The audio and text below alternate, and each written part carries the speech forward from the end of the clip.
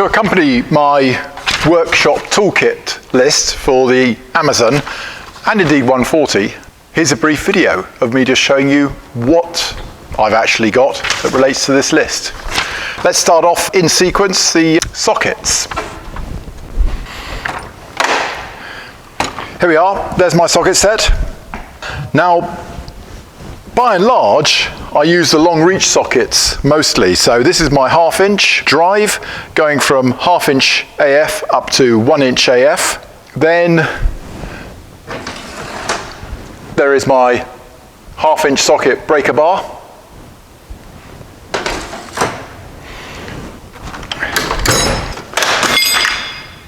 The big torque wrench, that's 40 to 200 Newton meters. And the lighter torque wrench, I think that must be up to 50 Newton meters. Yep. And that's my 3/8 drive. So I'm saying you need 7/16 to 1 inch there. And assorted ratchets, screwdriver handle, stub ratchet, and so on.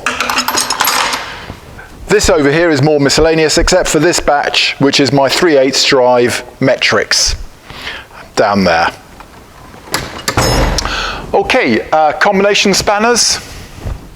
So that's my metric combinations. Hanging up is from 10mm to 19, and then I've got a 21 and a 23 that we use as well.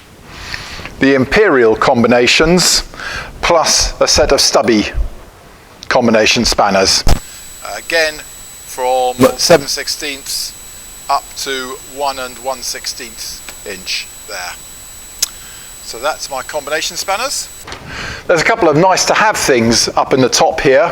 One is a good quality tire gauge. This is hugely helpful for diagnosis. We like the Bosch infrared thermometer. Part number 025 003 591. We find that really helpful diagnosing. And then my multimeter, which I use mostly, but I also sometimes use my circuit tester as well. But to be honest, I prefer my multimeter generally. Okay, let's look at some more of the hardware over here.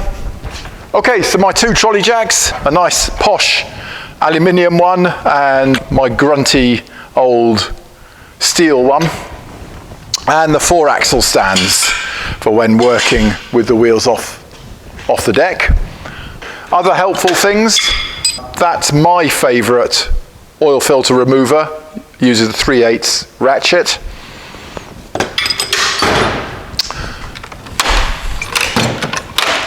Then there's the Girling brake adjuster. You can either get it in the socket style there or the plain ring spanner type there. Besides my recommended snap-on trim removing tool, you can get a kit of removing tools from Sykes Picavant, and this is kind of what the kit looks like. Got a bit tatty over the years, but that's that. And if you're going to keep your Amazon, then this, or indeed the 140, this is absolutely essential. This is the steering wheel removal tool. Take the nut off the column, that goes over the column end, allowing space for a horn push if it's the Amazon.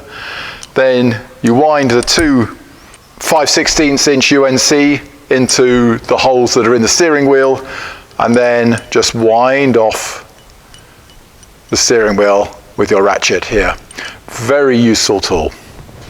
And finally, the correct 5-point hub puller for removing the drums on the Amazon P18 and PV. And we tend to use the nice 4-pound lump hammer on the end of that to jar it off. Don't try and torque it off, that's not a good idea, it's better to jar it off. And when securing to the studs, if you've just got the standard conical wheel nuts, then don't forget to put the wheel nut on backwards so it doesn't damage your hub puller. For setting your valves, of course, you're going to want a set of feeler gauges. There we go, to set your valves correctly. And indeed, if you're still running the original Dizzy, then you'll want them for the initial setup of the Dizzy. Then we'd go electronic to set the points gap correctly for the dwell angle, but there we go, set of feeler gauges. Okay, let's go and have a look at what we keep in the PV. Now, bearing in mind, we rally the PV all over the country, indeed all over Europe actually, but I confess I haven't paid attention to my toolkit that's in there because I kind of hardly ever use it. Let's go and have a quick look. In the boot, we have a comfortable kneeling mat,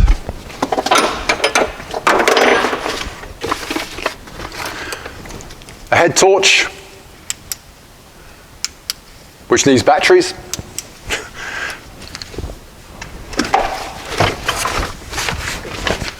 the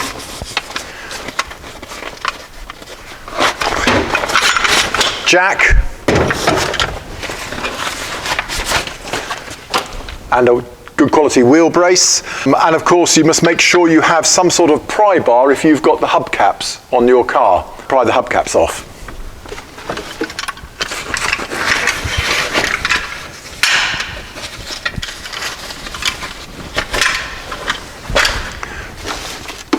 This engine tends to chew out a little bit of oil, so we do carry a spare 1 litre, some gloves, and that's kind of it in the boot. And a tarpaulin, just in case it's disgusting ground surface. There we go.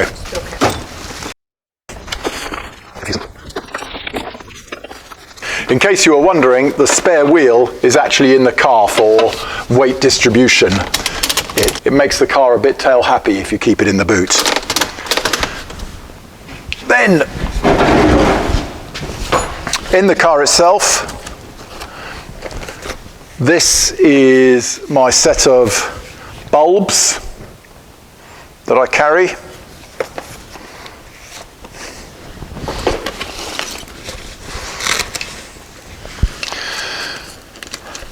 An assortment of general tools, adjustable wrench, screwdriver bits, spark plug socket, pliers,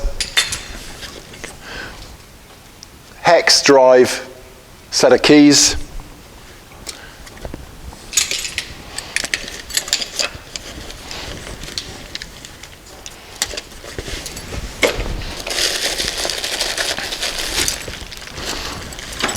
now quite why I carry a spare Dizzy I do not know, since I've never had to replace one in 20 years of competing. However, that's there. I probably will keep it just as a talisman.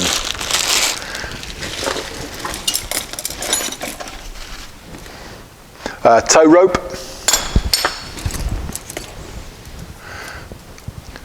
spare wiper blade, a set of Imperial combination spanners,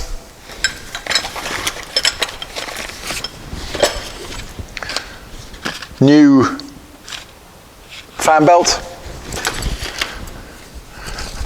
a tin of tyre seal just in case it's a little puncture, and because this is a PV544, a small grease gun.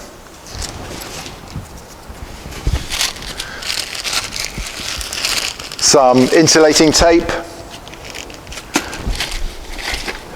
and a lovely soft shackle to go with the tow rope, and of course not forgetting an assortment of zip ties. Well, that is everything I carry on board, however big the rally. Obviously you can't predict everything that's going to happen. For instance, in Iceland our starter motor died, and that was enough tools there to change the starter motor.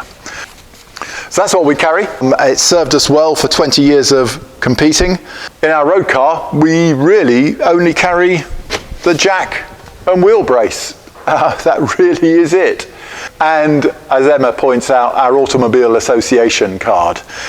So I suppose that depends on just how long you've been running the car and how good your knowledge is of it, of what its weakness might still be.